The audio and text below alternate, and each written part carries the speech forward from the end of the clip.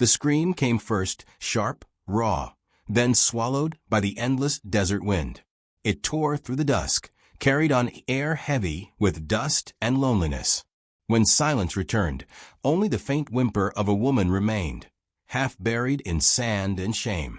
She was 28, her body marked with bruises, her spirit thinned but not broken. The tribe had ridden off before dawn, their horses, like thunder, fading into the horizon, leaving her for the beasts. She had begged not for mercy but for reason, and reason was what the desert never gave. The air was dry enough to crack lips and hope alike. Her purple tribal dress clung to her skin, torn by thorn and time. She pressed her palm to the ground as if the earth itself might take pity and lift her up. Nothing answered except the rasp of a lone coyote somewhere beyond the ridge, calling out like it already owned her fate. She tried to rise, but her legs trembled. Sand spilled through her fingers, fine as forgotten prayers. They had called her cursed, though she had only spoken truth. She had challenged an elder, refused a forced hand in marriage, said a woman was not meant to live by obedience alone. That was enough to exile her, to mark her as danger. In the laws of men and spirits, courage often looks like sin. The sun, sinking low, seemed to mock her with its beauty. It painted the sky in molten gold, framing her suffering in glory, as if pain deserved to look holy. She whispered to the wind, her voice cracking, "If you meant to end me, do it now." The wind did not answer, but something else did. A rhythm, faint and steady, hooves on hard ground. At first she thought it was memory, the echo of those who left her. But the sound grew closer, slow and sure. A figure appeared against the setting sun, the silhouette of a man on horseback, coat flapping like a tattered flag of mercy. He reined in his horse when he saw her. For a long moment he didn't move. Perhaps he thought she was already gone. But when her fingers twitched, he swung down from the saddle and knelt beside her. His hands were rough, weathered from years of work, yet he touched her as if afraid she might break. The cowboy, 35, face shadowed by a hat rimmed with dust, had seen plenty of death in his years. This was not it. This was defiance, clinging to breath. "You still breathing?" His voice was low, more wind than sound. She tried to speak, but could only nod. He gave her water, slow sips, steady. The burn of it down her throat made her remember life again, and with it, pain. "Why were you out here?" he asked. "Because they said I don't belong," she whispered.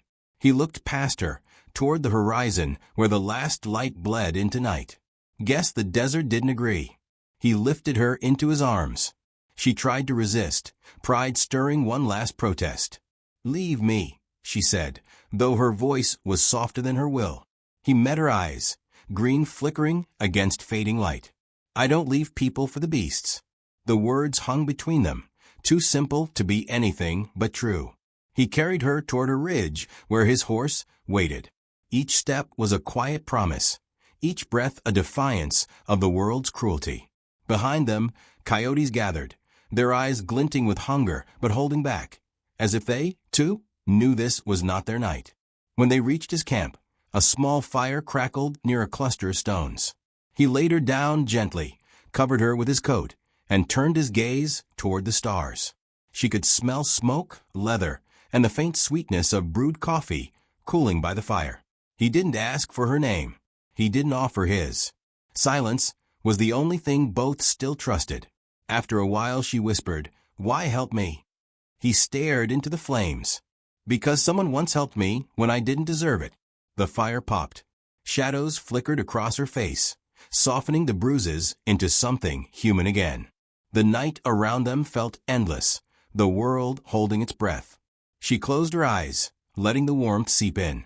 Her last thought before sleep was that kindness, in a world like this, was rarer than rain. Outside, beyond the circle of light, the coyotes began to howl. But their cries sounded less like hunger now, and more like mourning, for the cruelty of men, for the mercy of one. The cowboy stood, scanning the horizon, his rifle within reach. Somewhere in the dark, something moved, a reminder that danger never leaves quietly. He looked down at her, pale and still against the firelight, and something inside him shifted. He had found her by chance. But as the wind stirred, he knew he couldn't just ride away come morning. The desert had taken enough.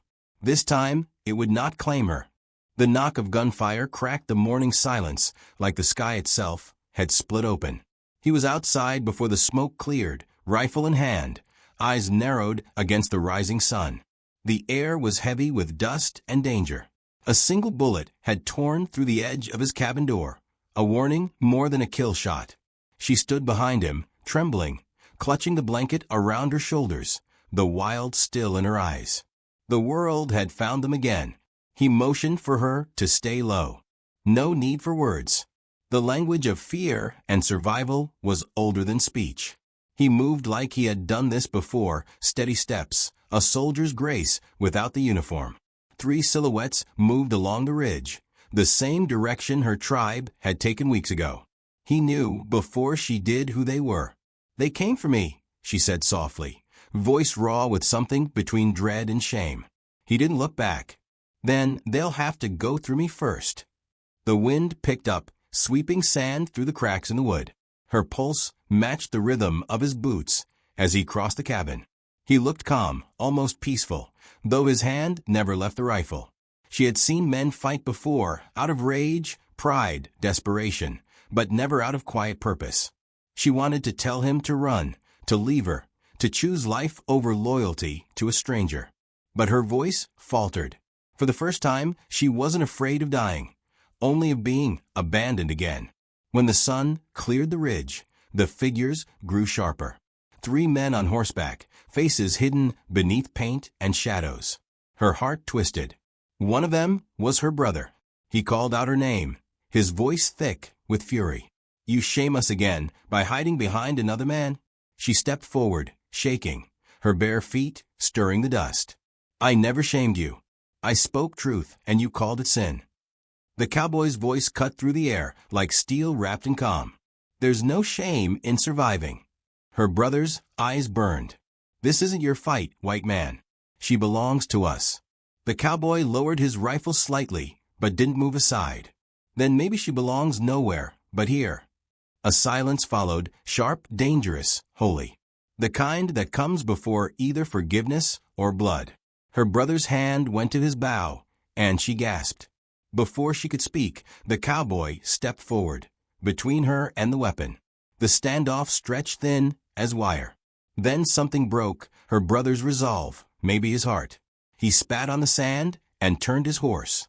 The others followed. The sound of hooves faded into the wind, leaving only the faint tremor of relief behind. The cowboy exhaled, his shoulders softening. He looked at her, his eyes unreadable. "You don't owe me thanks," he said. "I just couldn't stand by." But she saw it, the flicker of something deeper, something that scared them both. Gratitude, yes, but also belonging.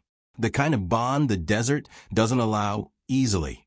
Days passed, and the tension melted into silence again.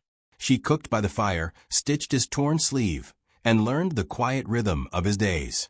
He fixed the roof, tamed the wild horse that refused his reins, and never once spoke of what happened. But the air between them shifted. At night, she would hum the same songs that once carried her tribe's stories. He listened, head bowed, letting the melodies fill the cracks the war and loneliness had left in him. One evening, she found him outside, staring at the horizon as thunder rolled far off. "You could still go," she said softly. "They'll come again." He turned, eyes glinting beneath the brim of his hat. "Maybe, but I won't." She hesitated, the words catching in her throat. "Why?" He smiled faintly, the kind that carried both sorrow and peace. "Because you were left for the beasts, and I've been one of them too. Maybe saving you saves what's left of me." The wind shifted, cool and clean. She stepped closer, her hand finding his. The desert around them seemed to listen, holding still as if the world paused for this fragile truth. He looked down at her, voice low as a promise. "If you ever run, run toward something that sees you, not away from those who never did." She didn't answer. She didn't need to. The silence between them said what words could never shape. When night fell, the coyotes cried again, this time farther away. The fire's glow painted their faces in soft gold. Two wanderers no longer lost, but not yet safe. In the distance, lightning stitched the edge of the sky. He watched it, uneasy, sensing what she already knew. The storm that had left her once wasn't done yet. And as the first drop of rain touched the dust, both turned toward the horizon, where shadows were moving again.